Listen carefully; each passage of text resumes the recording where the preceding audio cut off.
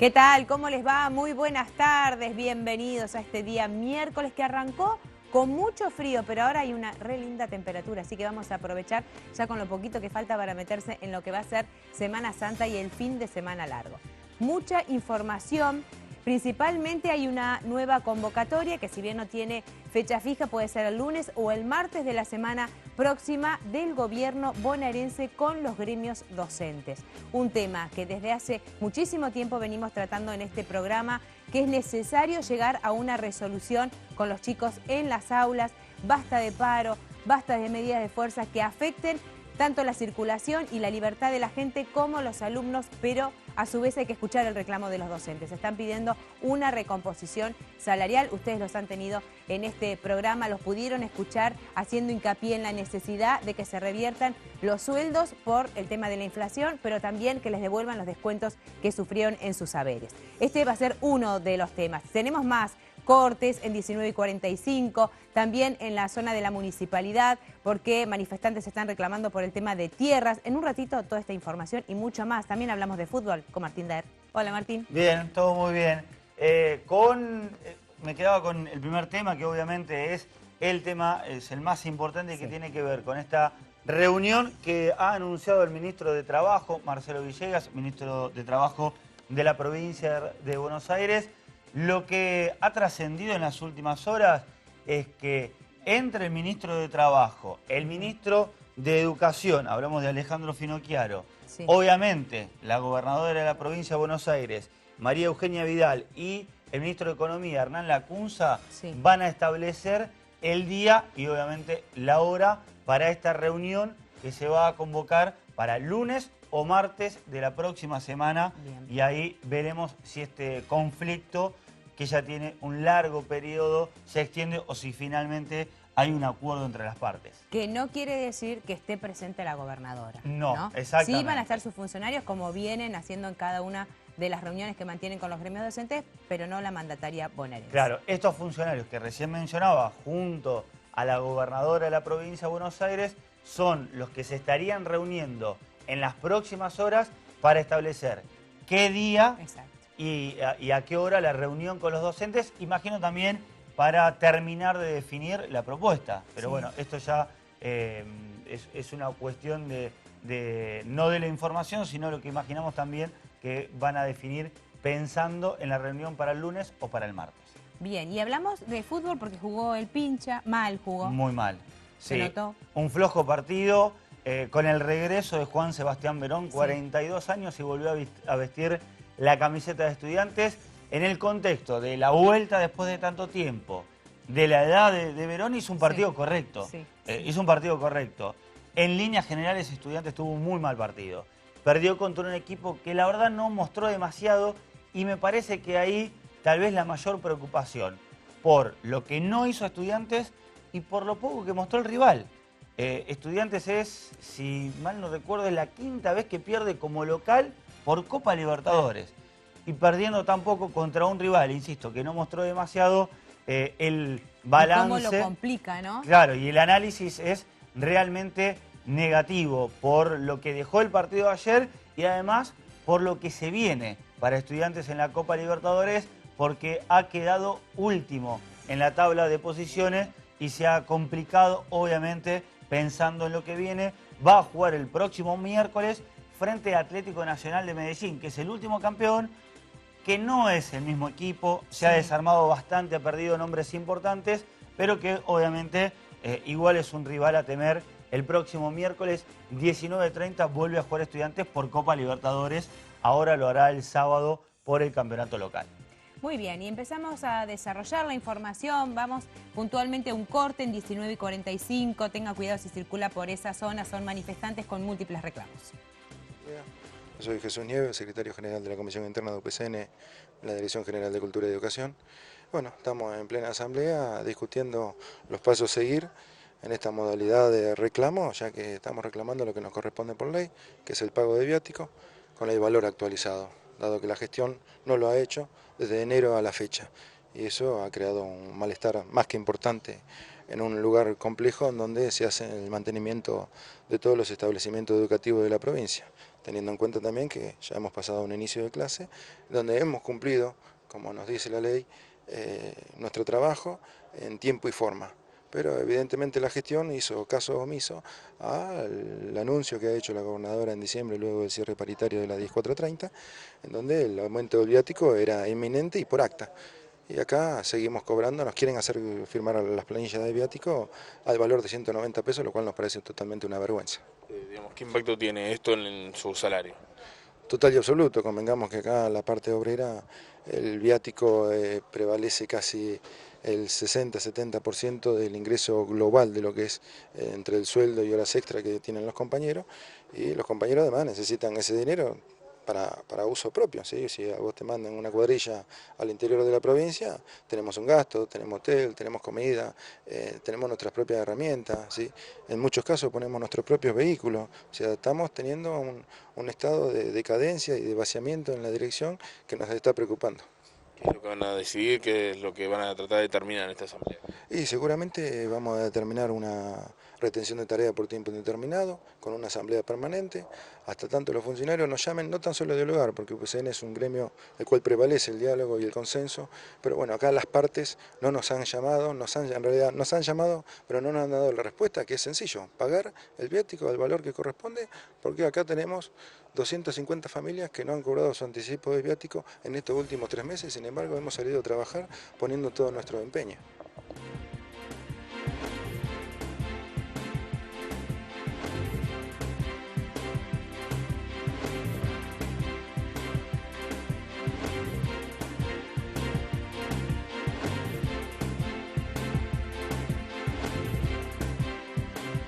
Bien, ahí veíamos a los empleados de educación reclamando por el tema viáticos. Esto tiene que ver con acuerdos que se hicieron en realidad con los funcionarios de la provincia de Buenos Aires y que lo que están reclamando es el cumplimiento de esos acuerdos. Exactamente. Y otra protesta, Martín, que tuvo lugar frente a la Municipalidad de La Plata. Sí, que tiene que ver con vecinos de Abasto, Sí. que se juntaron para reclamar justamente frente a la municipalidad por la urbanización de tierra. En este caso, porque son varios los puntos, pero en este caso son de los vecinos de 520 y 161. Bueno, un reclamo que ha recibido más de un petitorio a las autoridades municipales, provinciales y nacionales, que viene de larga data, de hace más de 2 años, que tiene que ver con la urbanización del predio en Abasto y que tiene que ver también con que se dé respuesta a los vecinos de Melchor Romero que el año pasado fueron relocalizados para evitar un desalojo violento. Aceptaron los vecinos ser relocalizados en 179 y 529. Y al día de hoy, cada uno de los reclamos de los distintos barrios para poder acceder a la urbanización no ha recibido más que mentiras y promesas por parte de las autoridades. Nos preocupa sobremanera. Los dos barrios tienen distintas situaciones. En Abasto, después de 1 año y medio, donde se aprobó la ley, se promulgó, donde la ley dice claramente que el Estado debe hacerse cargo de la tierra, de los servicios y la infraestructura. En 1 año y medio de este gobierno han ido solamente 4 veces al barrio a una mesa de gestión, han prometido cosas que después no han cumplido. Hay que decir que, por ejemplo, en Abasto hay 147 familias que ya están viviendo en la tierra, sin agua, sin luz, que todos los días tienen que salir con una carretilla a buscar agua en sus bidones a 200, 300, 400 metros de la canilla más cercana que tenga del barrio lindero. Entonces, condiciones mínimas de vida sin que se cumpla y promesas que podemos cargarlas en un camión por parte de este gobierno. Por lo tanto, hoy... El día viernes se presentaron los funcionarios en el predio donde hicimos mesa de gestión de los dos barrios en conjunto. Se habían comprometido a llevar respuestas concretas y nada de eso ocurrió. Firmaron un acta acuerdo hace 15 días atrás diciendo que nos iban a llevar el viernes que pasó respuestas concretas y nada de eso hoy tenemos. Vivimos sin luz, vivimos sin agua. el 70% de los 11 kilómetros de calle que tiene el barrio de Abasto han sido abiertos por el esfuerzo de los vecinos. Nada ha hecho este gobierno, por lo tanto hoy nos encontramos acá y queremos que nos atiendan las autoridades pertinentes para que nos den respuesta al reclamo, ¿no? Ramiro, además, sin esta urbanización, los vecinos tampoco pueden planear una construcción, la construcción de sus viviendas. Creo que también estaban evaluando construir un jardín en el barrio.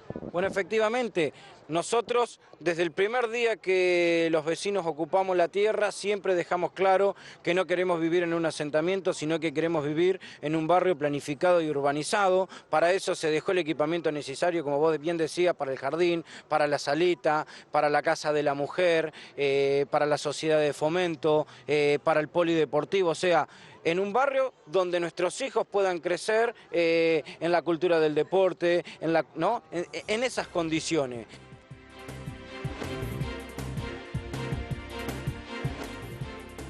Bueno, y ahí escuchábamos, como bien decías, Martín, estos son los vecinos de 520 y 161, pero el tema de la urbanización de tierras es de varios sectores de la región, sí, ¿no? Y no es la primera vez que se concentran frente a la municipalidad, sí estos vecinos, pero no es la primera vez que se concentran frente a la municipalidad por un reclamo, insistimos, que se da en diferentes barrios, en diferentes zonas de la ciudad y de la región.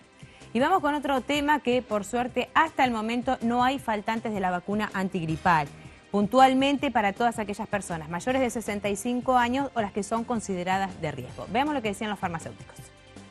Lo primero que tenemos que decir es que todas las farmacias de La Plata ya tienen sus vacunas antigripales y las están ofreciendo a todas las personas, todos los pacientes que quieran hacer su vacunación en tiempo y forma. Es este el momento, digamos, de la prevención, es este el momento en que los pacientes, digamos, tienen que tomar estas precauciones para tener un invierno, un año, digamos, tranquilos. Sí, lo que tengo que decir es que ni IOMA ni PAMI, en este caso las dos obras sociales más importantes, nacional y provincial, tienen todavía a disposición la vacunación, ¿no? Las vacunas. Siempre esto es sin cargo para los afiliados, pero entendemos que bueno, que esto tiene que ser lo antes posible, porque si bien las farmacias disponemos de las vacunas para aquellos pacientes que quieran adquirirla, sería muy interesante que todos los afiliados de estas obras sociales puedan disponerlas también en tiempo y forma. La vacuna con la que cuentan las farmacias, digamos, con una receta IOMA y PAMI común se puede adquirir también, ¿o no? ¿Cómo no, es? No. O sea, las que hoy tienen las farmacias son aquellas que cualquier paciente, digamos, que el médico recomiende esta aplicación, la puede adquirir en la farmacia, adquirirla, comprarla. Ni IOMA ni PAMI las han entregado todavía. Las que son por IOMA y PAMI van especialmente las tienen que enviar especialmente de los institutos. Exactamente. Y eso es lo que no está en este momento todavía. Bien. Y afiliados con otras recetas, en caso sí pueden acceder a la vacuna. Exactamente, sí, con otras recetas, obras sociales, desde ya, y aquel paciente que, bueno, quiera hacer su vacunación, digamos, en este momento, que es donde en el cual se debe hacer, bueno, las tendría que adquirir. Sí, tendría que abonar, obviamente. Sí. Un retraso preocupante, ¿no? De PAMI y de IOMA, porque es el momento de aplicar la vacuna, ¿no? Sí, esto es histórico, digamos. Casi nunca están en el momento en que se necesitan. Digo histórico porque todos los años pasa lo mismo, sin embargo, siempre sabemos que deberían estar para este momento. Pero bueno, desde el Colegio de Farmacéuticos hemos hecho una compra, digamos, en conjunto, por eso, como presidente de la entidad, aseguro que todas las farmacias de la ciudad de La Plata tienen vacunas para la venta. ¿Cuál es el precio de la vacuna? Más allá de que obviamente sí puede venir con algún descuento de una obra social, pero la totalidad de la vacuna, ¿cuánto sale? Alrededor de 280, 300 pesos con la aplicación.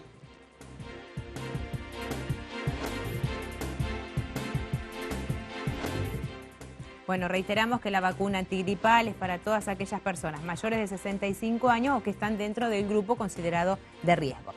Martín, y vamos ahora con fútbol porque habló Verón. Sí, primero vamos a compartir las imágenes de lo que dejó el partido de ayer, lo que fue derrota finalmente para el Pincha.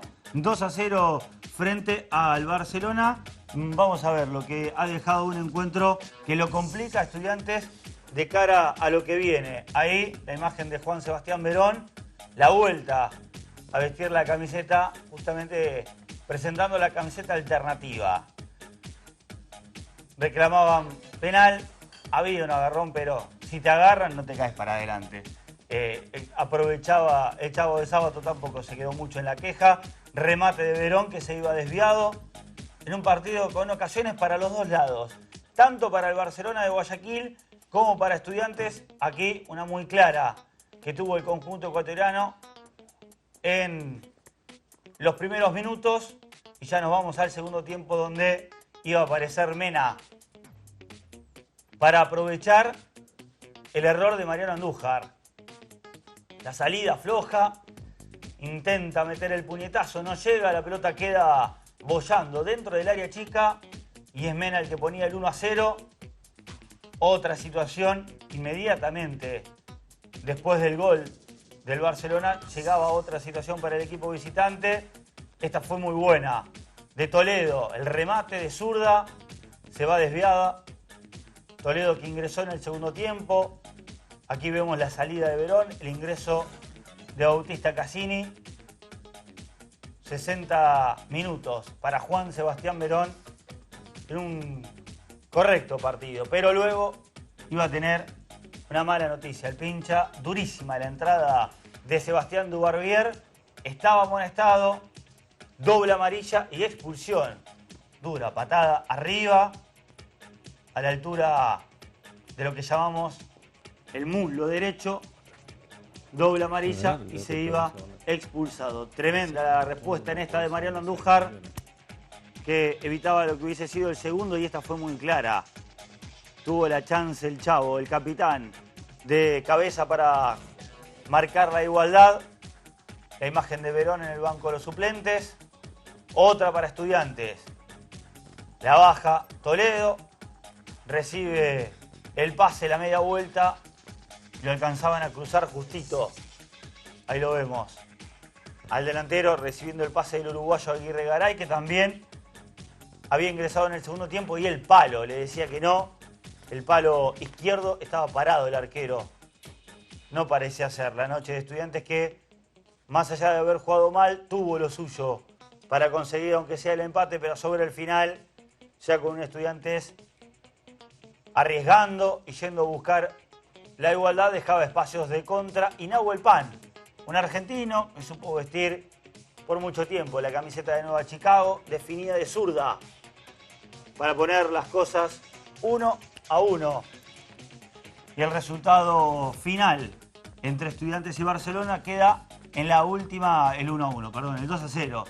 Y queda en la última colocación del grupo de la Copa Libertadores, un Estudiantes que va a jugar el próximo miércoles frente a Atlético Nacional. Está complicado. Está muy complicado. Está muy complicado. Es un grupo difícil. Recordemos, Estudiantes jugó con Botafogo en Brasil, fue derrota 2-1. La derrota de ayer de local. La Copa Libertadores es, si no conseguís puntos de visitante, sí o sí tenés que ganar los 3 de local.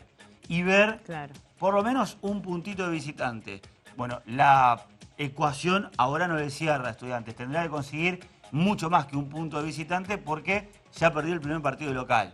Tiene que ganar sí o sí el próximo miércoles, sumar 3 que juega de local frente a Atlético Nacional y después esperar sacar un buen resultado o en Guayaquil o en Colombia frente a estos dos rivales que son los primeros que le toca en condición de local.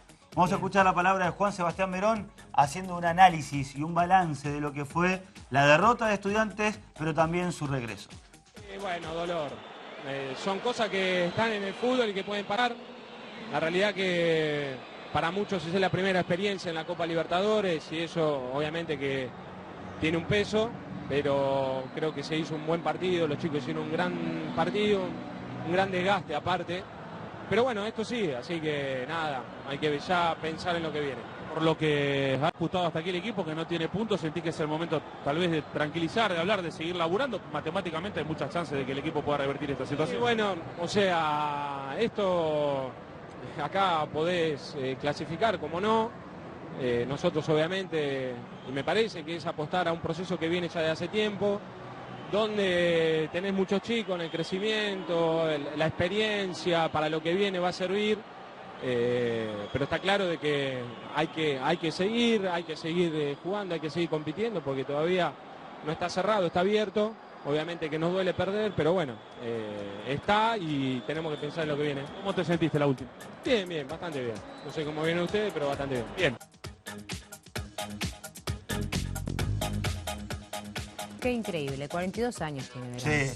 Sí, ¿No? por eso decíamos, dentro hay que analizar el contexto. Sí. 42 años, después de mucho tiempo volver a jugar. Es cierto que había jugado partidos amistosos en Estados Unidos, Sí. pero después se retrasó tanto el comienzo del campeonato, la lesión, porque recordemos que luego se lesionó, estuvo Sí. un tiempo sin entrenarse y que solamente finalmente va a poder jugar la Copa Libertadores.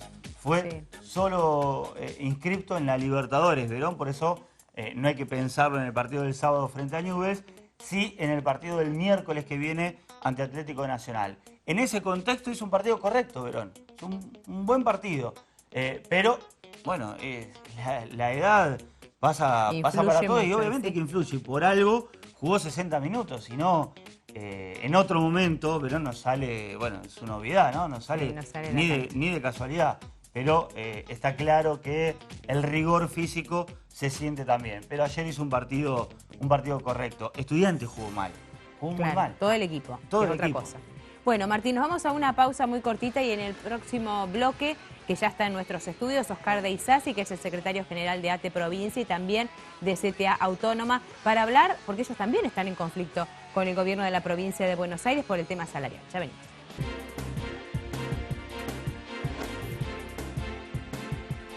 Y ahora hablamos del conflicto con los trabajadores estatales de la provincia de Buenos Aires. Martín, lo decíamos antes de ir a la pausa, que estamos en compañía de Oscar de Isasi, que es secretario general de ATE Provincia. ¿Qué tal, Oscar? ¿Cómo le va? Muy buenos días, muy bien. Bueno, es uno de los sectores que no convocó el gobierno a Sí, paritarias. En realidad, nosotros representamos dos realidades. Una que está la paritaria cerrada, que es la 10430, o sea, donde están los enfermeros, auxiliares de la educación, administrativos en general, donde el gobierno en esa paritaria decidió reunirse con los amigos para negociar las condiciones laborales. ¿Por qué digo esto? Porque anunciaron hoy en un medio local, salió el Diario del Día, salió que habría una reunión la semana que viene con algunos gremios en Mar del Plata. Bueno, Por es la lo tanto, famosa cláusula gatillo. la cláusula de gatillo no tendría que ser negociada, porque es de acuerdo a lo que dice el INDEC, automáticamente tiene que ser Bien, actualizado el salario. Creo que eso tiene que ver con una especie de presentismo que están elaborando entre el gobierno y los gremios cercanos al gobierno, violando la paritaria, porque toda modificación laboral, la ley dice que tiene que convocarse a paritarias, pero bueno, como decía, ha decidido el gobierno transitar el camino de intentar la legalidad y la legitimidad con los gremios cercanos, dejando afuera, por ejemplo, el gremio más grande de los estatales en la provincia de Buenos Aires, que es la Asociación Trabajadora del Estado. Esto no lo digo para fanfarronear, lo digo para ver el nivel de representación que hay en juego para acordar o discutir las cosas. Por otro lado, la paritaria docente, a la cual nos hemos incorporado nosotros por orden judicial, se reactiva el día lunes. Hay una convocatoria oficial a las 5 de la tarde, donde participan los gremios del Frente Gremial Docente, UDOGBA y la Asociación Trabajadora del Estado, porque la justicia falló a favor de nuestra incorporación por dos razones fundamentales. La primera, porque la mayoría que negocia colectivamente en la paritaria docente son estatales y nosotros tenemos ámbitos sobre los estatales. Y la segunda, porque cada vez eligen más docentes organizarse adentro de ATE. Esas son dos razones de peso para las cuales nosotros estemos en la paritaria docente y vamos a estar el día lunes. Y esto es una noticia fresquita, Martín, porque nosotros hacíamos mención de que no estaba totalmente confirmado si era el lunes o el martes la convocatoria que había hecho el gobierno con los docentes, pero usted tiene la posta de que es el lunes a las 5 de la tarde. Por lo menos la cédula formal del Ministerio de Trabajo dice el lunes a las 5 de la tarde en el Ministerio de Economía. Bien. Esperemos que se cumpla. Dice así, el reclamo es puntualmente la recomposición salarial. ¿Con qué se encuentran ustedes en cada reunión a la que asisten? Mira, yo puedo incluso describirte varias reuniones que he participado, ¿no? Como te decía, en varias paritarias. Sí. Nosotros estamos discutiendo, como vos bien decís, recuperar poder adquisitivo. No estamos discutiendo aumento salarial. Fundamentalmente lo que hemos perdido en el 2016, que para los estatales de las 10430 rondan un 20%, para los docentes ronda alrededor de un 12-13%. nos encontramos con un gobierno que plantea el 18% en cuotas, como todos conocen, 4 cuotas de 4,5. El primer problema es que si es en cuotas y no es retroactivo enero, el aumento termina siendo del 11,9 real. Porque recién el 18% lo terminamos cobrando en el último trimestre. No es que lo cobramos a partir de enero. Primera cuestión. Y la segunda cuestión tiene que ver con que con el 18% en 4 cuotas, lo que sucede es que se consolida lo que perdimos en el 2016, porque de eso no habla nadie, de cómo recuperar. No es que partimos en cero, o sea que recuperamos lo que perdimos en el 2016 y después vemos a partir de la flauta inflacionaria cómo equiparamos salarios. Esa sería otra discusión. Cuando ustedes hablan de recuperar lo que se perdió en el 2016, es porque cuando se firmó el acuerdo del año pasado, esto quedó abierto ante la posibilidad de la inflación. No, cuando se cierra el acuerdo del año pasado, lo que se borra, por eso nosotros lo rechazamos, no es porque la discusión del 2017 sea la inflación, porque es bueno empardarle a la inflación, así uno no pierde, sino porque se arranca de una pérdida del 22% del poder adquisitivo del 2016 que nunca se recuperó. Es decir, nosotros perdimos en un salario promedio a lo largo del 2016 25.000 pesos en plata concreta. Eso no lo recuperamos más. A partir de esa pérdida se empieza a discutir equipararle a la inflación según el INDEC, que también son discutibles los números del INDEC. Pero no los discutamos, supongamos que son correctos los números del INDEC. Ustedes plantean no seguir perdiendo, digamos. Obviamente, y recuperar lo que hemos perdido. Y recuperar lo que hemos perdido. Mirá, la evolución del salario en la provincia de Buenos Aires, en cuanto a cómo retrocede, no es nueva. En el 2007, cuando se iba Felipe Solá y ingresaba Scioli, un salario mínimo era equivalente a estar por encima de la línea de pobreza. No había ningún salario que estuviera por debajo de la línea de pobreza. Cuando se va Scioli, el salario mínimo había perdido el 50% del poder adquisitivo. Era un 48% de esa línea de pobreza. ¿Me siguen? Sí. Ahora, María Eugenia Vidal, en un año solamente, lo llevó a 3 puntos menos. Estamos en el 45% de la línea de pobreza del salario mínimo. Y no estamos hablando de compañeros y compañeras, unos poquitos que quedan ahí, son miles los que están. Por ejemplo, los 19.500 temporarios mensualizados son todos categoría 5, o sea, están cobrando el salario mínimo, están por debajo de la línea de pobreza. ¿Cuál es la línea de pobreza? Hace 6 meses atrás, ahora es superior, pero hace 6 meses atrás, el propio INDEC, para que no tengamos que discutir la fuente, la estimó en 13.600 pesos. Sin embargo, un salario hasta enero era mínimo de 9.600 y ahora está en 11.000 más o menos. Un salario docente, hasta que no cierre la paritaria, un ingresante está en 9.000 y pico de pesos. O sea que estamos hablando, por un lado, de recuperar lo perdido, cosa que el gobierno se niega, quiere hablar solamente de la inflación del 2017, y por el otro lado, que nadie quede por debajo de la línea de pobreza. Son dos criterios. El gobierno provincial lo que ha marcado es, bueno, lo del 2016 fue lo que se acordó a comienzos del año pasado. Ahora discutamos lo del 2017 y bueno, está en esa puja de qué porcentaje o no. No plantea la recuperación, a partir de lo que usted dice, no plantea la recuperación de la pérdida de salario. No, parte de que lo que perdimos lo perdimos. Entonces, lo Pero que plantea... ¿eso se acordó o no se acordó en el 2016? Eso lo acordó UPCN, Salud, AERI y SOEM, lo acordaron juntos, por eso ellos constituyeron mayoría simple para cerrar la paritaria. Si bien nosotros somos el gremio con mayor cantidad de afiliados, si se asocian esos 4 gremios, tienen mayoría simple. Por eso pudieron cerrar la paritaria formalmente. Pero así como se puede cerrar la paritaria por mayoría simple, a pedido de parte se puede reabrir. La ley también habilita eso. Lo que estamos planteando nosotros por una cuestión de sentido común, con 11.000, 10.000 pesos, yo no tengo mucho que argumentar a quien nos está viendo cómo hace para vivir con ese salario, es necesario reabrir el debate de cómo recuperamos lo perdido, además de empatarle a la inflación en este año. Eso es una cuestión de sentido común y vamos a la paritaria docente también a plantear el mismo criterio, como lo vienen planteando los gremios docentes, y también lo están planteando los compañeros profesionales de la salud en la ley 10471 y en la otra paritaria, que es la paritaria judicial. El gobierno, ¿qué hace? Nos utiliza como testigos. O sea, convoca paritaria cuando ya no le queda otra, porque la ley lo obliga. ¿Y qué nos dice? Esto es lo que vamos a hacer.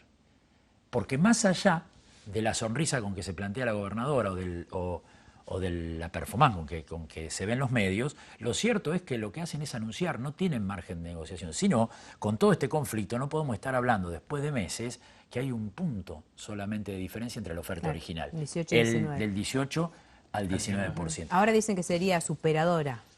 Por lo menos lo que anunciaron. Vamos a ver el lunes qué es lo que anuncian, pero superadora tiene que implicar poder recuperar el poder adquisitivo perdido, si no es muy difícil poder discutir un salario que permita poder llegar a fin de mes. No estamos hablando ya de ir de vacaciones, de comprar un autito o algo por el estilo, sino llegar a fin de mes. Ahora, dice sí, mientras se trata de discutir o de llegar a un debate de todo lo que se perdió y cómo recuperar ese dinero de 2016, si se hace eso, todavía sigue faltando el tema de la recomposición 2017. O sea, o por lo menos el aumento salarial 2017. O sea, se va con las dos cosas juntas, con los dos reclamos juntos. El planteo es muy claro, por eso da el 35% en la propuesta en la paritaria docente. Es el 25% de proyección inflacionaria que se estima, si es más es más, si es menos es menos. Si es menos, que queden 25%, porque si no enseguida lo toman como menos. Y el 10% que se estima que se perdió en el 2016 en el caso de los docentes. Por eso es recuperarlo del 2016 e ir a empardarle a la inflación en el 2017. ¿Qué quiere decir eso? ¿Que entonces, si logramos eso, nos tenemos que quedar tranquilos? No. Nosotros... ¿Qué quiere decir? Que, perdón, ¿no? Pero que no se va a solucionar el conflicto. No, porque el gobierno provincial no marca la recuperación del 2016. Un 35%. Se marca a partir del 2017. Claro. Por eso es la discusión que tenemos. Por eso vamos al paro el día 19 con movilización en todo el territorio bonaerense y en todo el país desde ATE, planteando que las paritarias sean libres. La paritaria tiene que empezar con una oferta salarial, una contraoferta, un debate. No puede empezar diciendo el 18% y de ahí no me muevo. Eso es, voy y anuncio en la paritaria lo que yo quiero. Si es libre, sería bueno para el trabajador, pero es como imposible para sostenerlo desde un gobierno. Digo, y porque el hecho de que sea una paritaria libre, ¿voy a estar discutiendo salario durante todo el tiempo? Pero, a ver, paritaria libre significa que no vengamos a decir en la primera reunión, bueno, esta es la... O sea, no poner un tope. Techo, este no es el techo, no. Es la negociación colectiva y abordemos los acuerdos posibles. Yo lo que quería decir, que me parece importante, el 23 de diciembre del 2015, nosotros nos fuimos muy contentos de la Casa de Gobierno. Nos reunimos por un espacio de 4 horas con la gobernadora. 4 horas. En ese momento fuimos los gremios estatales de la CTA Autónoma, ATE, judiciales, SICOP, los agentes legislativos. Le hicimos un pormenorizado informe en relación a la precariedad laboral, a lo que pensábamos del Estado, a la situación salarial. O sea que la gobernadora tenía antecedentes en esa materia. Y allí le dijimos que nosotros no pretendíamos recuperar la pérdida que planteé anteriormente desde el 2007 en adelante en su primer año de gestión, porque sería un disparate plantear eso. Sí. Pero sí que había que abordar 2 cuestiones fundamentales. Una era la urgencia, y en esos 4 años ver cómo desarrollaba políticas activas que nos permitiera recuperar esa relación. Salario mínimo por encima de la línea de pobreza. En estos 4 años no lo planteábamos de un día para otro. Ahora, lo cierto es que la gobernadora, en lugar de abordar la urgencia, que era recuperar lo perdido en el último año, profundizó la pérdida, porque del 2016 al 2017 hay una pérdida de 3 puntos en la capacidad del poder adquisitivo en lo que hace al salario mínimo. Por eso hoy estamos en relación al 2007, ¿no? Por eso hoy estamos 3 puntos menos. Y como decía, un 22% en lo que tiene que ver en los trabajadores de la 10430 y un 10%, como lo han manifestado todos los gremios docentes, en los docentes. Y no es que nosotros vamos a tomar una posición política para que no pueda resolver el problema el gobierno, pero lo que necesitamos es un piso de discusión, por lo menos recuperarlo del año pasado. Claro. ¿Y cuál es la diferencia con el gobierno de Scioli? Porque este es un reclamo Es una buena pregunta, ¿no? Yo creo que en algunos aspectos se profundiza el camino del gobernador, del exgobernador. ¿Por qué digo esto? Scioli se va triplicando la deuda pública. O sea, arrancó con 33.000 millones de pesos y terminó con 93.000 millones de pesos. Y la extranjerizó, ¿no? Antes era al Estado Nacional, después fue a tenedores de bono, en euros y en dólares. María Eugenia Vidal, en lugar de hacer una reforma tributaria, pelear en serio la coparticipación y el fondo del conurbano, en un solo ejercicio se endeudó en 60.000 millones de pesos. Y en el segundo ejercicio, el de este año, pidió toma de deuda por 71.000 millones de pesos. O sea, profundiza el camino del endeudamiento de la provincia en lugar de la reforma tributaria o ir a pelear el fondo del conurbano bonaerense, que si no hubiera estado congelado en el 2016, en lugar de recibir 650 millones de pesos, hubiéramos recibido 50.000 millones de pesos por el fondo del conurbano bonaerense. El otro tema, observemos la cuestión de políticas sociales. El gobernador Scioli se va con el presupuesto más bajo en salud comparado entre todas las provincias. Igual al de Capital Federal, pero con 4 veces su población. Sí. Y una deuda social que no voy a plantear acá porque todos la vemos. María Eugenia Vidal bajó ese presupuesto en un punto. Lo llevó de 7,1 a 6,1 en el presupuesto. Educación. Scioli bajó el presupuesto en su gestión en los últimos 4 años. María Eugenia Vidal en el último presupuesto lo bajó 3 puntos más. Desarrollo social y niñez. El Ministerio de Desarrollo Social era conocido en la jerga de quienes iban al ministerio como el Ministerio Fantasma. No resolvía nada cuando estaba Scioli, todo se resolvía a nivel nacional. Sí. Bueno, la reforma de la ley de ministerio que hizo Vidal unificó niñez con desarrollo social. Las dos juntas tienen menos presupuesto en relación al total del presupuesto que desarrollo social solo en la gestión de Scioli. Es decir, ya enuncié cómo perdimos poder adquisitivo los trabajadores y trabajadoras, es decir, que en muchas materias, más allá de los fuegos de artificios, se profundiza lo que fue en la segunda gestión, sobre todo, el ajuste del gobernador Scioli. Es un tema complejo. La verdad que es muy complejo. Por eso tiene datos rigurosos que los datos no se pueden discutir. Simplemente después puede uno inferir la conclusión. María Eugenia Vidal dice que la provincia está fundida. Nosotros decimos que la provincia genera el 37% de la riqueza del país, que sobra riqueza. Lo que está terminado es un Estado que solo se queda con el 9% de esa riqueza que genera la provincia para redistribuir entre todos los bonaerenses. Después se la llevan quienes más poderosos. Lisa, sí, muchas gracias. No, por favor, un placer. ¿Hacemos una pausa? Sí, nos vamos a una pausa, ya venimos con mucho más.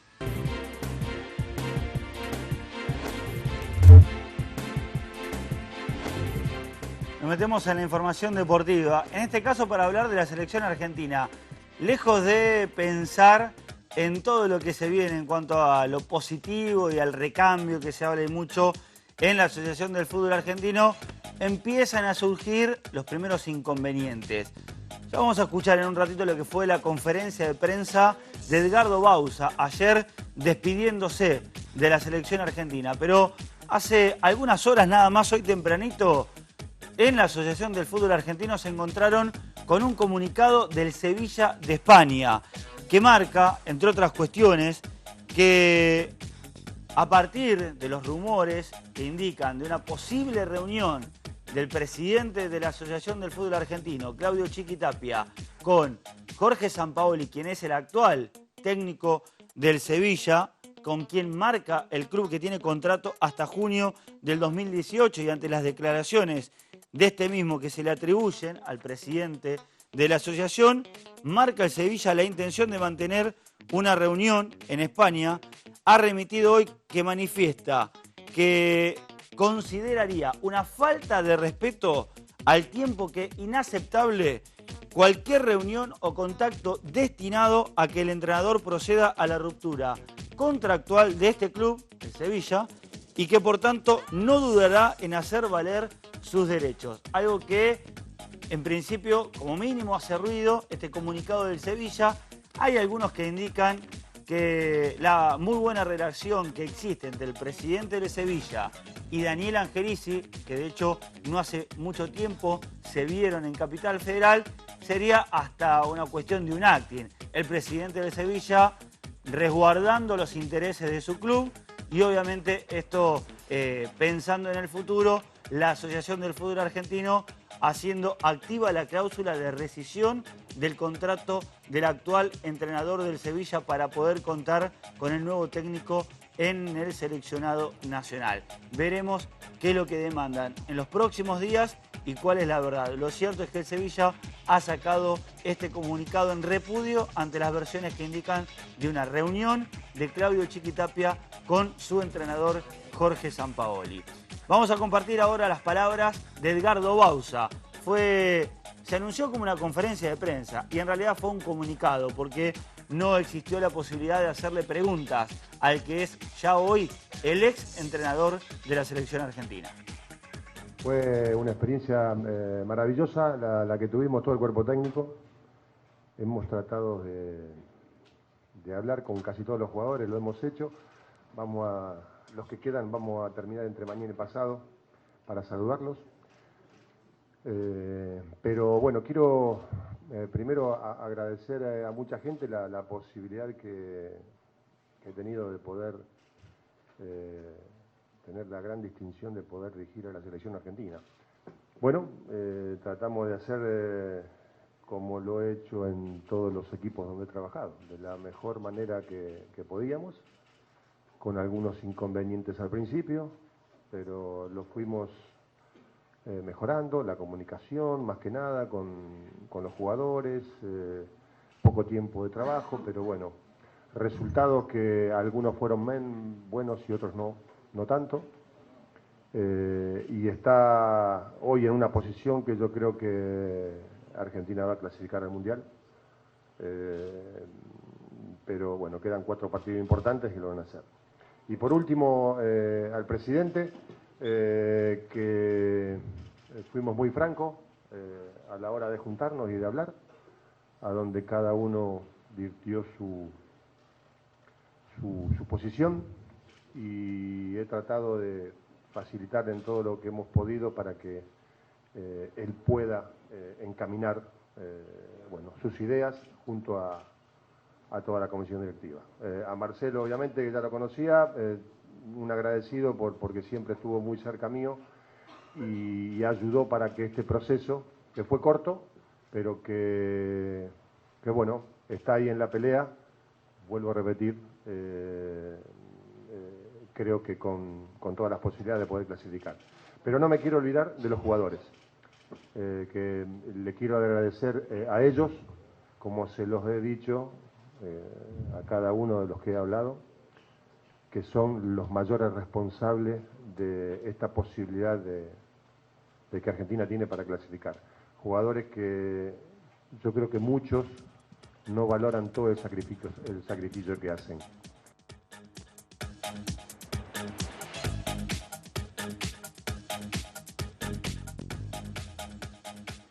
Dejamos de lado lo estrictamente deportivo y nos metemos en las redes sociales, pero en este caso también vinculado al deporte. Ya está Blas Bonafini para compartir qué pasa en las redes sociales. Blas, ¿todo bien? ¿Cómo va, Martín? ¿Todo bien? Bueno, hoy un poco más distendido, un poco más relajado, periodo de Semana Santa. Mejor. Repasamos un poco lo que es la actividad de los futbolistas más conocidos del mundo, los que más tendencia tienen en redes sociales. Tienen mucha. Se exponen mucho. Mucha actividad. Se exponen mucho. El número 12, en un ranking de 12, es Gerard Piqué, un jugador que juega en Barcelona. Tiene en total más de 40 millones de seguidores, sumado Facebook, Twitter e Instagram. Lo sigue después Suárez, el uruguayo Suárez, casi con 50 millones de seguidores. ¿Lo que más se utiliza es Facebook? Facebook y después Instagram. Después lo sigue Wayne Rooney, delantero que ya está en las últimas, pero fue de paso glorioso por Inglaterra, también con 50 millones de seguidores. Después el alemán Mesut Özil, hoy jugador del Arsenal de Inglaterra, con también 55 millones de seguidores. Después aparece un español, y es Andrés Iniesta, aquí en su Instagram, que lo usa mucho, con más de 25 millones de seguidores en Facebook y casi 20 en Instagram. Una plataforma muy usada por Messi, Iniesta, bueno, aquí Gareth Bale, en el Madrid, también con lo que es sus viajes, sus partidos, entrenamientos, intimidades desde su casa. Eso es Instagram, ¿no? Instagram. Aquí el Facebook de Ricardo Kaká, jugador que ya se retiró, pero también tiene mucha trascendencia y mucha actividad en Facebook.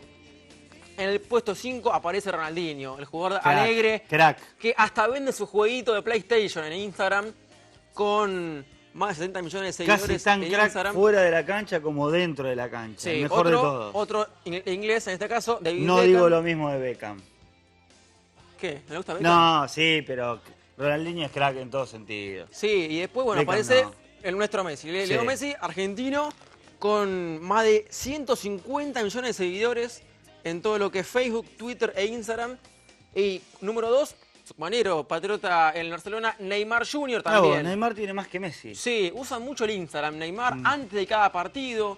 Ahí aparece foto con Messi. Y el número 1, Cristiano Ronaldo, que vende hasta lo que no tiene en Instagram, con 261 millones de seguidores en total en lo que es Facebook, Twitter e Instagram. Y aquí el verano local, Brian Sarmiento. ¿Tiene más que Cristiano Ronaldo, Brian Sarmiento? No, tiene mucho menos, pero un jugador muy activo en todo lo que es Instagram, muestra sus bailes, muestra sus videos. Bueno, y aquí lo que eso acontece. Hicieron un vivo el sábado, antes del partido de Boca contra Vélez, Cristian Pavón y Johnny Silva. Algo que esté discutido. Parecido fue el caso de Messi, quien casi sin querer transmitió en vivo para más de 80.000 personas de 5 minutos y que fue nada más su sobrino el que lo hizo. Y aquí un caso también particular. El jugador Sergi Guardiola, delantero del Barcelona B, quedó afuera del equipo de Barcelona B justamente por lo que vemos en pantalla, por haber tuiteado en contra del Barça antes de firmar.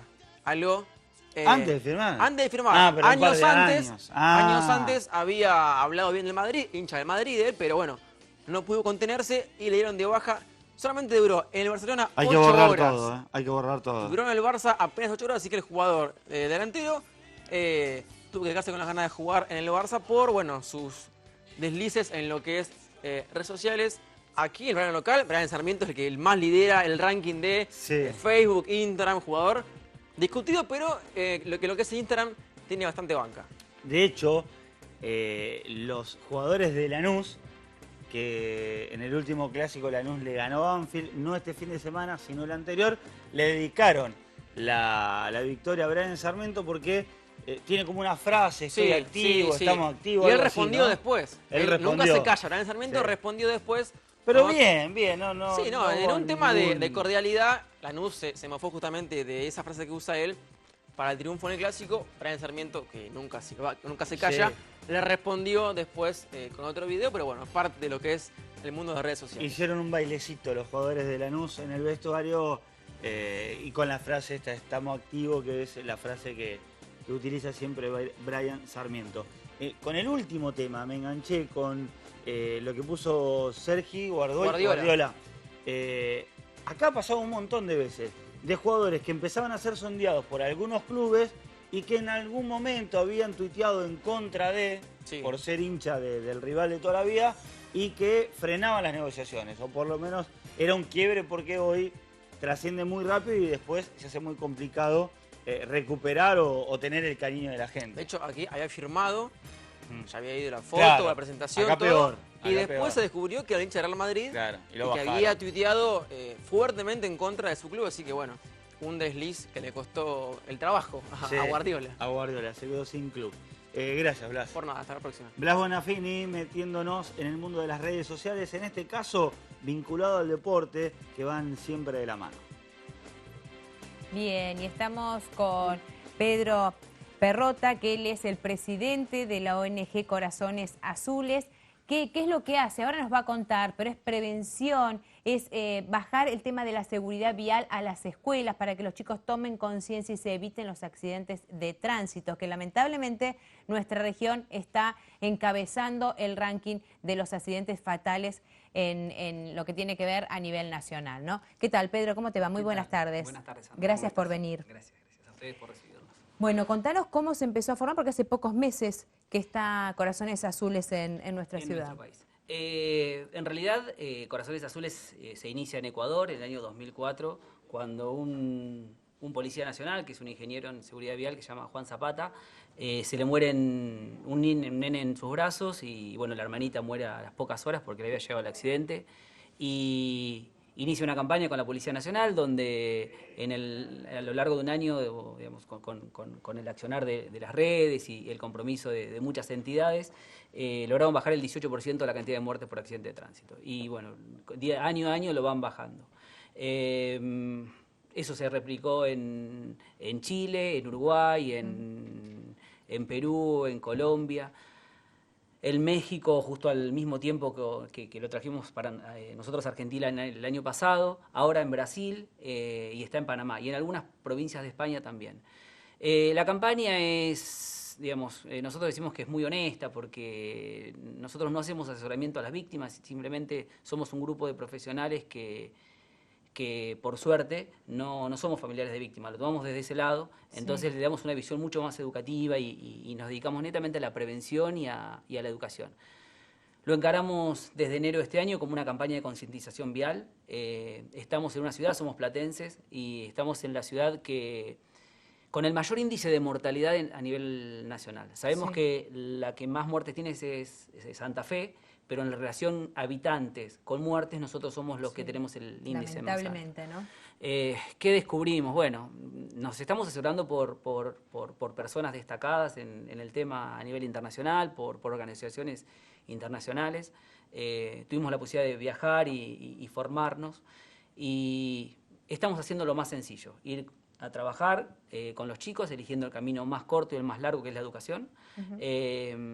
Yo siempre ponemos el ejemplo de que hace muchos años nuestros hijos nos decían que no teníamos que tirar un papelito por la ventana y después de 8, 10, 12 años ya guardamos el papelito en la bolsita y después cuando llegamos a casa lo dejamos en el bolsillo y lo tiramos en el tacho. Bueno, vamos con eso. ¿No? Muchísimo. Pero ¿cómo cuesta? El tema de la concientización, el tema de lo cultural, porque esto que vos marcabas recién del papelito, es cierto, ahora, después de 6, 7 años, recién, 8 años, recién lo naturalizamos.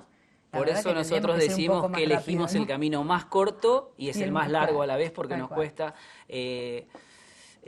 A ver, hay organizaciones internacionales que nos están asesorando y nos marcan que por la forma que nosotros estamos trabajando, deberíamos ser órgano de contralor del Estado, digamos, empezar a marcarle al Estado, digamos, los errores que están teniendo. Estaciones de servicio que venden a los chicos sin casco. De hecho, estamos trabajando con ONG, damos charlas en algunas ONG y en la charla el conductor que no usa el casco, ¿por qué con el casco? Porque la mayor cantidad de muertes que tenemos son por accidentes de motos. Y ellos dicen, bueno, pero a mí no me hace la multa. Y uno tiene que explicar, y cuando eso hablamos de concientización y una campaña netamente para la gente, es que le tenemos que explicar que los accidentes les pasan a ellos, que tenemos el 60% de las personas discapacitadas, que son, digamos, del 100%, el 60% es que queda con una discapacidad, es por un accidente de tránsito, y bueno, es concientización, es trabajar, y bueno, volvemos a decir, el más corto y más largo es la educación. Ahora, Pedro, somos hijos del rigor, ¿no? Porque si no nos... A ver, cuando excedemos la velocidad, si no recibimos una multa, no levantamos el pie del acelerador. Y así es en cada una de las situaciones, ¿no? Mira, Sandra, nosotros cuando lo planteamos, a veces decimos, ¿por qué nos metimos en esto? Porque nos encontramos, como veía recién unas imágenes, lo de ayer, con las familias, con las víctimas. Nos hemos juntado durante muchos días, muchas reuniones, estuvimos con las personas que quedan con alguna discapacidad. Y ellos, bueno, nos están ayudando. Logramos tener un convenio con el Ministerio de Seguridad de la Provincia de Buenos Aires, por eso ustedes van a ver bomberos de la Provincia de Buenos Aires acompañándonos, un convenio con el Colegio de Médicos, con Fundación Proyecto Vida, que es de Amnistía Internacional. Bueno, estamos involucrando en esta campaña a todas las entidades reconocidas dentro de en La Plata y en la Provincia de Buenos Aires. Nos cuesta mucho, pero creemos que con el correr del tiempo y con apoyo de otras entidades que también están trabajando, vamos a lograr concientizar a la gente. Pedro, y ayer se hizo un evento ahí en frente a la catedral. ¿Cuál fue el objetivo? ¿Pintaron un corazón? Pero en relación ¿a qué fue? Mira, en realidad pintamos 2 corazones. Bien. Porque se cumplían 6 meses de la muerte de Eugenia y de Lucas. 2 chicos que cruzaban ahí, digamos, habían salido de la Plaza Moreno, digamos, un día a la madrugada y un auto los embistió y fallecieron en el lugar. Nos comunicamos con las familias y en realidad una de las mamás primero se comunicó, nosotros nos comunicamos con la otra mamá y digamos, pintamos 2 corazones ayer en la catedral. ¿Qué es eso que estamos viendo? ¿Qué es eso que están viendo? Fíjense que está la autobomba, hay una ambulancia que nos está acompañando, porque digamos, la idea es que en la pintada de cada corazón un bombero, un policía, en este caso como es bombero de la policía de la Provincia de Buenos Aires, un bombero, un policía, un docente y un médico nos acompañe o acompañe a la familia. Nosotros no pintamos el corazón, simplemente digamos, acompañamos, ¿no?, a la familia y digamos, dejamos un mojón marcado ahí para que la gente tome conciencia. Sí me pasó viajar a Ecuador varias veces y una de las cosas que pasa es que cuando uno tiene incorporado el corazón a solo y lo ve en la calle, saca el pie del acelerador. Hay una anécdota que cuenta Zapata, que me la contó en el último viaje, en el anterior, y dice que un día estaba en su oficina, ahora es el secretario de Seguridad de Quito, y había un señor que lo estaba esperando con una bebé UPA, bueno, cuando bajó, después de 1 hora, el señor se acerca y le dice, mire, Capi, le dicen el Capi Zapata, mire, Capi, yo le vengo a agradecer porque por mi hija. Entonces él le dice, ¿cómo por su hija? Mire, un domingo a la mañana yo había tomado, estaba cruzando por una avenida, veo el corazón azul, en el momento que veo el corazón azul desacelero en la moto y pasa un camión. Dice que no pudo manejar más, él le contaba esto a Zapata, que no pudo manejar más y que cuando llega a la casa la esposa le cuenta que estaba embarazada de su hija. Y el señor con la bebé en brazos le va a agradecer, dice, porque si no fuera por el corazón azul pintado, yo no hubiera podido conocer a mi hija. Y de esas anécdotas un montón nos pasa con la familia, porque también nos cuentan, con los mismos accidentados o los que han quedado con alguna discapacidad nos van contando cómo son sus experiencias. Y bueno, nosotros vamos tomando y sí estamos trabajando con las escuelas, con los centros de estudiantes. Hemos logrado pintar un corazón el año pasado en Ensenada con los chicos del Colegio Don Bosco, donde trabajamos durante 20 días con todas las divisiones y bueno, a los 20 días pintamos un corazón de un chico que había estado en la escuela. Y es más fácil trabajar con los chicos, chiquitos, como que tienen su conciencia más limpia, un disco rígido que todavía no está lleno, decimos, ¿no? Sí. Entonces la información llega de una manera diferente que si tienen las charlas con la gente grande, ¿no? Nos cuesta más romper esas estructuras. Es que la gente grande te pone todas las excusas habidas y por haber para justificar su mala forma de conducir. Su mala forma de conducir. Nosotros hemos sacado fotos y subido a la página, fotos donde hay un hombre manejando una mano sin casco en la moto, hablando por teléfono, todo lo que no se debía hacer y un inspector de tránsito a 50 metros lo ve pasar. Digamos, también hay falencias del Estado, pero estamos nosotros, digamos, trabajando netamente en la parte educativa, que el Estado haga lo que tiene que hacer y nosotros con los chicos creemos que a largo plazo vamos a poder solucionar el tema. Bueno, y esas son las remeras con las que cuentan ustedes. En realidad es un presente que le trajimos.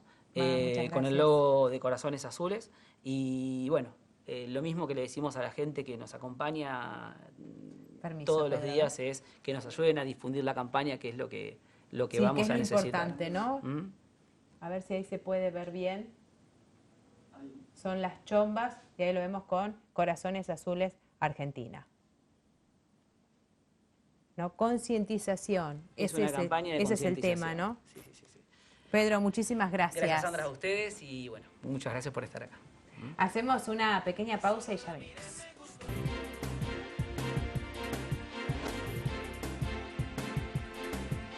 Estamos con nuestro coach César Castaño. ¿Qué tal, César? ¿Cómo estás? ¿Qué tal, Sandra? ¿Cómo estás? Yo muy bien, ¿vos? Bien, muy bien, gracias.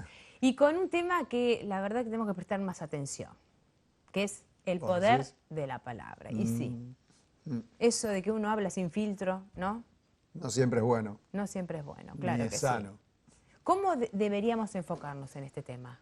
Ah, qué difícil. No sé, pero ese es tu rol. Ese es mi rol. Yo juzgo que culturalmente tenemos incorporados modismos, formas de expresarnos del lenguaje que no siempre son sanos, no siempre son ni siquiera sanos para nosotros ni sanos para un otro. Herimos a las personas o somos agresivos en nuestro decir, muchas veces sin quererlo, pero dado el uso que le damos a las palabras lo terminamos haciendo. Entonces, el lenguaje es muy importante, las palabras que usamos son muy importantes para comunicarnos, para relacionarnos con un otro.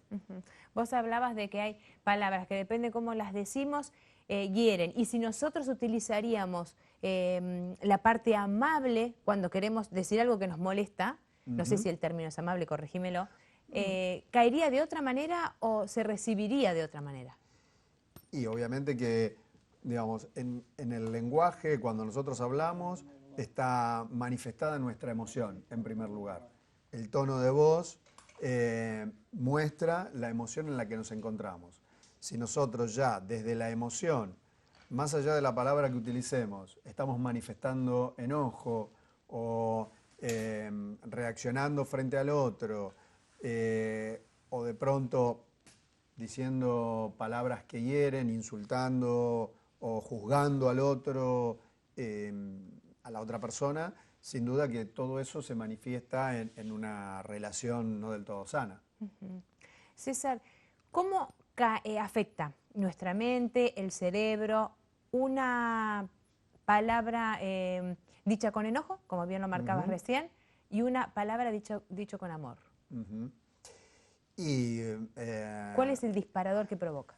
Lo que, primero, en el cerebro del emisor, es decir, del que habla, sin duda lo que se segregan son distintas sustancias, ¿no? Si yo hablo con enojo, mi cerebro va a estar utilizando neurotransmisores que tienen que ver con el enojo, y si hablo con amor, mis neurotransmisores van a ser aquellos que están relacionados con el amor, con la amorosidad, con la amabilidad, y que por lo tanto generan una reacción biológica en mi cuerpo totalmente distinta.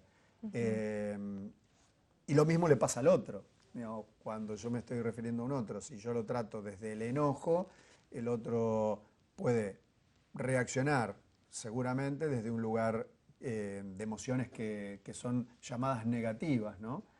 O se enoja, o se pone triste, o le duele lo que le duele. Todas son emociones que le van a generar una reacción química en su cuerpo que lo va a estar dañando, ¿no? ¿Es cultural esto de que nos cueste tanto decir por favor, gracias, fíjate, no lo tomes a mal? Es palabras que en realidad deberían ser cotidianas para nosotros, Sí. estar incorporadas. Nosotros decimos que hay algunas declaraciones que son fundamentales, ¿no? Y entre ellas, bueno, el sí, el no, que son palabras habituales, pero también el perdón, el decir gracias, gracias por algo que te dan, gracias a la vida por signo de gratitud, ¿no? Y el amor, obviamente. Y son como declaraciones fundamentales: declarar amor, declarar perdón, declarar gracias, que no siempre se escuchan, no siempre las tenemos disponibles, si bien muchas veces incluso hasta se dicen sin un contenido emocional, ¿no? Como algo, digamos, rutinario. Sí. Tengo que decir gracias, entonces, bueno, gracias, o perdón, che, bueno, perdón, pero que no tienen la emoción realmente de... Que no salen del corazón. Exactamente. El lo siento, el decir te quiero. Exacto. ¿Sí? Todas cosas que, sí, yo también te quiero mucho, y a veces no es sentido, ¿no? Es como una devolución rápida. Exactamente. César, ¿hay palabras que son vacías? Hay palabras que son vacías, no sé si las palabras son vacías, lo que sí hay mensajes que muchas veces son vacíos. Muchas veces escuchamos personas que hablan mucho y no dicen nada, tienen esa gran habilidad verborrágico. de poder llenar espacios llenos de palabras y el contenido es nada. Entonces sí hay discursos o personas con capacidad discursiva que son vacías. Y esas que no dejan nada, ¿cómo repercute? Llenan un hueco y nada más. Llenan un hueco. Yo creo que, claro, lo que termina pasando es que la persona que tiene esa habilidad de hablar mucho y no decir nada, lo que está llenando o es adornando o completando un espacio que de otra manera quedaría vacío. Hay gente que tiene una necesidad de hablar sí o sí, o sea, no puede quedarse callada la boca, no tolera el silencio, que está demostrado que el silencio es algo totalmente necesario para nuestro cerebro, ¿no? Que descanse y no tanto parloteo, tanto hablar. Bueno, hay personas que no lo pueden sostener el silencio, entonces llenan esos espacios hablando y muchas veces con cosas que no dicen nada. Que el silencio también es una manera de comunicarse. El silencio es una manera de comunicarse. Es una manera de comunicarse, el silencio comunica mucho y a su vez el silencio es necesario para nuestro cerebro. El cerebro necesita espacios de silencio. ¿Y hay palabras que mienten o palabras mentirosas? Qué buena pregunta. Yo creo que Humberto Maturana, un biólogo chileno, dice que hay una diferencia entre la mentira y el error, ¿no? Dice, el error, uno se da cuenta que se equivoca después de la acción, ¿no? Después de que yo hice algo, me di cuenta que me equivoqué. En cambio, la mentira es premeditada. Con lo cual, no sé si hay palabras mentirosas o que mienten. Yo creo que nosotros como seres humanos mentimos como actitud porque de antemano, antes de hablar, sabemos que lo que vamos a decir es una mentira. O sea, tal cual, programada. Está programada, exactamente.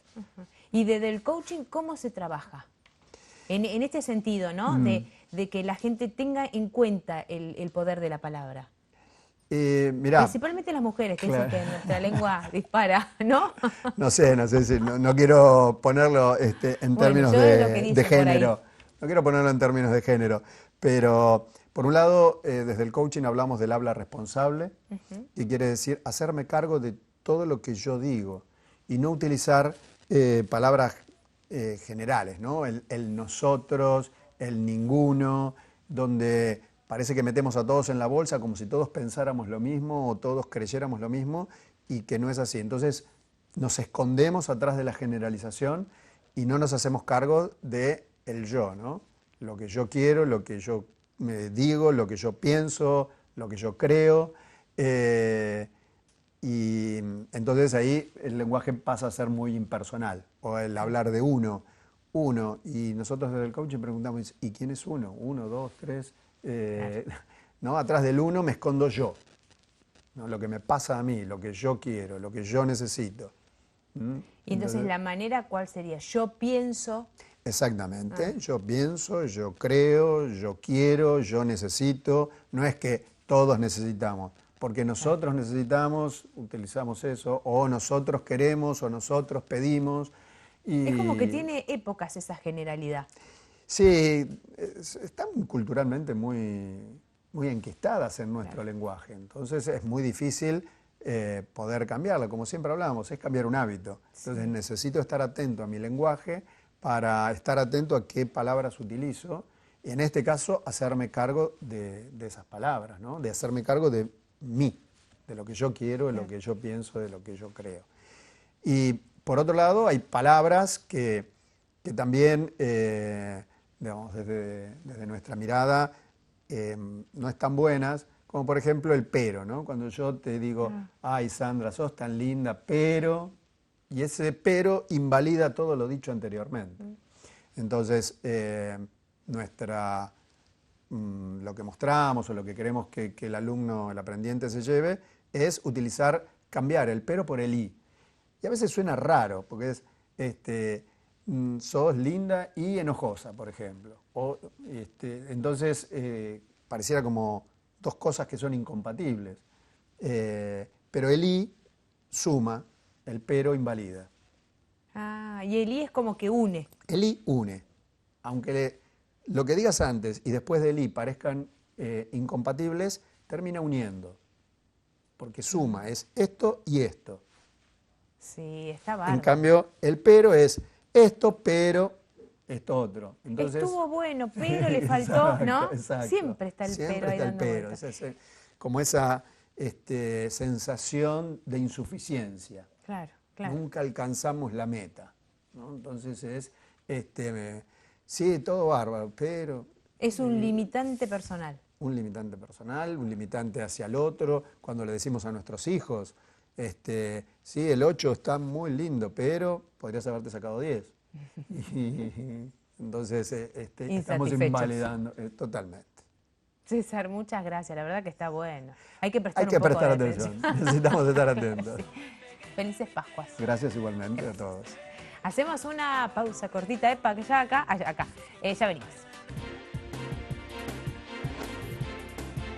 El momento de la relajación, de las novedades para ir al cine, un fin de semana largo. Carlos, absolutamente, ¿cómo te va? ¿qué tal? Largo y además con opciones que creo que esta semana vamos a batir un récord de permanencia en lo que hace a la cartelera, en lo que hace a una de las películas que se estrena en 400 salas en todo el país. Bueno. Ahora las comentamos. ¿Cuántos estrenos tenemos? 5 novedades para el día de mañana. Ahí estamos viendo Jefe en pañales. Un jefe en pañales. Es un bebé. Tiene un hermano de 7 años. Usa valija y trata de combatir al CEO de la empresa de juguetes de mascotas para una película para muy pequeños, por supuesto. Está buena, parece, ¿no? Sí, es de DreamWorks. Se estrena en 200 salas en todo el país. Aquí en La Plata creo que tiene más de 4 o 5 salas que se estrena.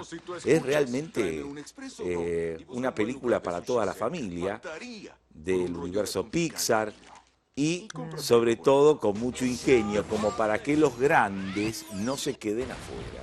Jefe en pañales, esta es el tancazo del año. Yo creo que vamos a estar ante la película más vista del año 2017, ya te digo. ¿Cómo se llama? Rápidos y Furiosos 8. Nuevamente Vin Diesel encarnando a Dom, que está de vacaciones, de luna de miel, con su amor, que es Lefty, y hay una mujer que, porque esto eran las picadas, ¿te acordás? Sí, Las carreras, y parece ser que muchos se han retirado. Bueno, recordemos Paul Walker, que falleció en plena filmación. Sí. Bueno, y una mujer que Charlize Theron lo quiere convencer a Vin Diesel para que vuelva a delinquir, para que vuelva a la mala vida. Esta es una historia, pero es el pretexto para todos estos efectos especiales que vos ves. Que son muchos, está bárbaro. Claro, ya ves los trailers y te digo, son atrapantes. Fíjate vos lo que es esos efectos que pocas veces se ven en el cine. Ahí estamos viendo El Porvenir, con la nominada al Oscar Isabelle Huppert por él. Aquí encarna a una profesora de filosofía que de pronto vive con su madre, que es algo senil, y tiene el problema, ¿sabés de qué? De qué pasa y cómo reinventar tu vida cuando tu marido te deja. Esa es la historia, que se llama El Porvenir. ¿Cómo nos adaptamos ante esa situación que se va con una mujer más joven? ¿Cómo nos revaloramos? Pareciera una película casi para ayudar a muchas personas que pasan por esta situación. Sí. El Porvenir. Cuarta novedad. Todo para ser felices. Y es como la anterior, viene de Francia. Dos películas francesas esta semana. Y es el caso de un joven que tiene 2 hijas, está casado, su mujer se va unos días y tiene que quedar a cargo de las chicas. Pero ¿sabés qué ocurre? Nunca le habían dado la posibilidad de ser padre realmente, porque no es como que no podía cumplir ese rol, porque su mujer hacía de padre y madre. Entonces va a ser redescubrirse a él, redescubrir la vida y redescubrir también la relación con estas chicas a las cuales las va a comenzar a tener la relación que nunca tuvo. O sea, va a ser padre por primera vez casi en ese viaje de la mujer. Se llama Todo para ser felices. Y ahí estamos viendo a nuestro Joaquín Furriel con El Faro de las Orcas, que es una historia basada en una historia real de una mujer que viaja con su chico autista, viaja al sur para encontrarse con un guardafauna que de pronto lo comunica al niño autista con las orcas. Y parece ser que esa comunicación que tuvo hizo que el chico ya tuviera mucha cura en torno a lo que es su enfermedad, gracias a esa comunicación con las orcas. Es un hecho real, y es esas películas que, entre tanta violencia que te ofrece muchas veces el cine cotidiano de Gerardo Olivares, nos enseña a crecer, y además a salir con una enseñanza como espectador, cosa que el cine vos sabés que muchas veces no te da, porque con el hecho del éxito fácil y demás, a la violencia que se vive se te agrega una violencia mayor, y la gente va para distenderse también, para tener historias positivas como esta, con Joaquín Furriel, que tuvo una ACV y que él pensaba que no iba a poder superarlo. Y por cuando, el tema de la memoria, claro, ¿no? y pudo hacerlo, y el otro día en la mesa de Mirta Legrand casualmente dio una lección de lo que es la superación en la vida, como la de este chico autista que trabaja en esta historia, que seguramente es una de las recomendadas para este fin de semana. Bueno, Carlos, muchas gracias, pero quédate conmigo, vamos al pronóstico. ¿Cómo no? Mañana jueves santo, 11 la mínima, 22 la máxima. Viernes sol pleno, 12 la mínima, 23 la máxima. Y el sábado 14 la mínima, 22 grados como máxima. Carlos, felices Pascuas. Felices Pascuas para todos, para todos a todas las familias, a todos los que miran, a los que no conozco, a todos. Muy bien, que pasen unas felices Pascuas. Volvemos a encontrarnos el próximo lunes a la 1 de la tarde. Gracias por acompañarnos.